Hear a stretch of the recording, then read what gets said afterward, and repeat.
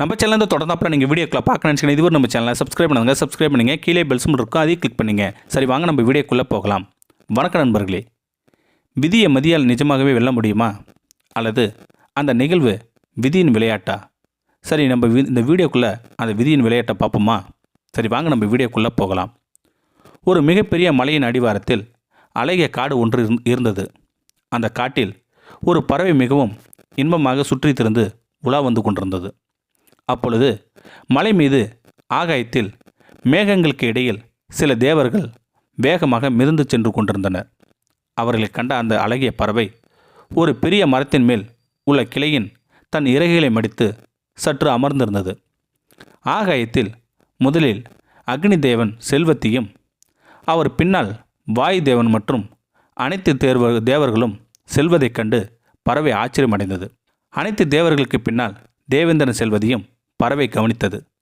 பறவைக்கு தேவர்கள் அனைவரும் எங்கு செல்கிறார்கள் என்று புரியவில்லை. சரி, நம் வேலையை பார்ப்போம் என்று எண்ணி பறவை அருகில் இருந்த மாமரங்களில் இருந்து விழுந்திருந்த பழங்களை கொத்தி கொண்டு இருந்தது. வயிறார சில மாங்கனிகளை உண்ட பின்னர் சற்று இளைப்பார எண்ணி ஒரு மரக்கிளையில் சாய்ந்தது. அப்பொழுது அனைத்து தேவர்களும் ஆகாயத்தில் ஏதோ பேசிக்கொண்டு தேவலோகத்திற்கு திரும்பி செல்வதை உறங்கும் கண்களோடு பறவை கவனித்தது. பறவை ஒரு நிமிடம் அதிர்ந்து போனது. அதன் அதிர்ச்சிக்கு என்ன காரணம் தெரியுமா? அனைத்து தேவர்களையும் கண்ட பறவை இறுதியில் யமதர்மராஜன் கதையையும் பாச கயிற்றையும் சுமந்து கொண்டு நடந்து வரும் காட்சியை கண்டதனால்தான். பறவை சற்று அச்சமடைந்தது. ஒருவர் இறக்கும் தருவாயில் அல்லவா யமதர்மனை காண இயலும். அப்படியெனில் தாம் மரணமடையப் போகிறோமோ என்றெல்லாம் பறவை சிந்தித்தது. ஆனால் யமதர்மன் தன்னை காணவில்லை என்று பறவை நிதானமடைந்தது. என்ன ஆச்சரியம்! அடுத்த நொடியே யமதர்மன் தன் தலையை திருப்பி தொலை தூரத்தில் உள்ள கானகத்தில் உள்ள மரக்கிளையில் சாய்ந்து கொண்டிருந்த பறவையை பார்வையிட்டான். அந்த பார்வையை பறவையை நிலைக்குலைய செய்தது. யமதர்மர் சில வினாடிகளில் பறவையை நோக்கிவிட்டு தேவர்கள் பின்னர் தொடர்ந்து சென்று கொண்டிருந்தார். இந்த அச்சமூட்டும் சம்பவம் பறவைக்கு குழப்பத்தை ஏற்படுத்தியது. ஒருவேளை யமதர்மன் என்னை தேடி இந்த கானகத்திற்கு வந்துவிட்டால் என்ன செய்வேன்? எங்கு போவேன்? இந்த அச்சத்திலிருந்து எப்படி நான் விடுதலை அடைவேன்? சிறிது நேரம் சிந்தித்ததில் பறவைக்கு ஒரு எண்ணம் தோன்றியது. அது என்னவென்றால், தான் யமனின் பிடியிலிருந்து தப்பிக்க வேண்டுமெனில் எம்பெருமான் மகாவிஷ்ணுவை துதிக்க வேண்டுமென்று முடிவு செய்தது பறவை. கண்களை இறுகி மூடிக்கொண்டு நாராயணை அகக்கண்ணால் வழிபடத் தொடங்கியது பறவை. கண்ணில் கண்ணீர் மல்க பரந்தாமனை துதி பாடியது பறவை. பறவையின் இசை கேட்டு இன்பமுற்று நாராயணர் தன் கருட வாகனத்தில் ஏறி பறவையை காண கானகத்திற்கு வந்தார். பறவையே, உனது கண்களை திறவாய். உனது பக்திமயமான துதியை கேட்டு யாம் அகமகிழ்ந்தோம். உனக்கு என்ன வர வேண்டும் என்று கேள் என்று நாராயணர் புன்னகையிடம் வினாவினார். பறவை மெதுவாக கண்களை திறந்து, ஐயனே வைகுண்டவாசா, உனது வைகுண்டத்தில் எனக்கு ஒரு சிறு இடம் தரு அளிப்பாயா? யமதர்மராஜன் என்னை தன் கண்களால் மிரட்டி விட்டு சென்றார். நீ அறியாது ஒன்றுமில்லை. என்னை நீயே காப்பாற்ற வேண்டும் என்று நெகிழ்ச்சியுடன் உரைத்தது பறவை. நாராயணனும் அப்படியே ஆகட்டும் என்று பறவைக்கு அருள்மொழி மொழிந்தார். பறவை மிக்க மகிழ்ச்சி அடைந்தது. சில நொடிகளையே நாராயணர் பறவையை வைகுண்டத்திற்கு அழைத்து சென்று விட்டார். வைகுண்டத்தை அடைந்த பறவை அளப்பரிய இன்பத்தை பெற்றது. நாராயணர் வைகுண்டத்தில் ஒரு குளத்திற்கு அருகில் உள்ள ஒரு சிறிய பாறையை பறவைக்கு காண்பித்தது. பறவையே, நீ இந்த குளத்தை சுற்றியும் பாறைக்கு அருகிலும் எங்கு வேண்டுமானாலும் சுற்றி திரிந்து விளையாடி கொள்ளலாம்.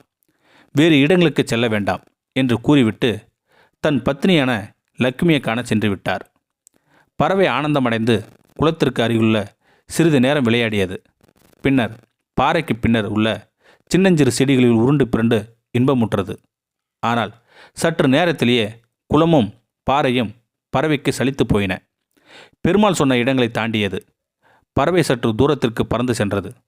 வைகுண்டத்தின் பறந்து விரிந்த இயற்கை அழகினை கண்டது அந்த பறவை. குளத்திற்கு சற்று தூரத்தில் உள்ள ஒரு பெரிய மாமரத்தை கண்டது. அதன் மேல் பறவை சென்று அமர்ந்தது. சில மாங்கனிகளை உண்டது. சற்று நேரத்திலேயே எங்கிருந்தோ வந்த ஒரு வேடனது அம்பானது அந்த பறவையின் இதயத்தை துளைத்தது. பறவை தன் கண்கள் நீர் மல்க மரத்திலிருந்து கீழே விழுந்து உயிருக்கு போராடி கொண்டிருந்தது. அப்பொழுது யமதர்மராஜன் பறவைக்கு அருகில் நடந்து வந்து அமர்ந்து கொண்டார். பறவை உயிருக்கு போராடி கொண்டிருந்த தருணத்தில் யமதர்மரிடம், பிரபு, தாங்கள் என்னை கண்டுவிட்டீர்கள் என்று அச்சமடைந்து எனது வசிப்பிடத்தை நீங்கி வைகுண்டம் அடைந்தேன். ஆனால் தாமோ இங்கு வந்து எனது உயிரை பறித்து விட்டீர். விதியை மதியால் வெல்ல நினைத்தது இறுதியில் தோல்வியை சந்தித்தேன். என்னாலும் விதியை வெல்ல ஒருவராலும் முடியாது என்று நான் நன்கு உணர்ந்து கொண்டேன் என்று உரைத்தது பறவை. யமதர்மராஜன் பறவையின் கூற்றை கேட்டு மெல்ல சிரித்தார்.